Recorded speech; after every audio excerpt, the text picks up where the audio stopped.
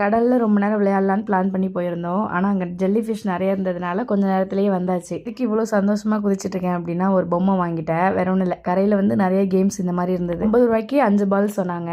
அதில் first ball போட்டால் அது பக்கமாக கூட போகல. செகண்ட் பால் அடிக்கும்போது மொத்தமாக விழுந்துட்டு ஒரே ஒரு டம்ளர் மட்டும் இருந்தது. அதுவும் காற்றுலேயே வந்து பறந்து விழுந்ததுனால பொம்மையை வாங்கிட்டு வந்த சந்தோஷத்தில் குதிச்சுக்கிட்டு இருந்தேன். சின்ன பிள்ளையா இருக்கும்போது திருவிழா கடையில் போய் இந்த அச்சை வச்சுட்டு வருவோம். அந்த ஆசையில் தான் வச்சோம். ஆனால் இது நல்லாவே இல்லை. வீட்டுக்கு வரத்துக்குள்ளேயே பார்த்தீங்கன்னா அலைஞ்சு போயிடுச்சு. எங்கள் அக்காவும் அண்ணியும் மட்டும் டேட்டூ போட்டாங்க. நானும் எவ்வளவோ கெஞ்சி பார்த்த போட்டுக்கிறேன்னு, பட் விடவே இல்லை. சரி ஓகே இன்னொரு நாள் பார்த்துக்கலான்னு அப்படியே அங்கே டேட்டூலாம் போட்டுட்டு வீட்டுக்கு கொஞ்சம் ஸ்நாக்ஸ்லாம் வாங்கலான்னு பொரி, கடலை, அல்வா இதெல்லாமே வாங்கிட்டு வந்துட்டு இருந்தோம். வர வழியில இந்த ஐஸ் கோலா பார்த்தோன்னே நிறுத்தியாச்சு.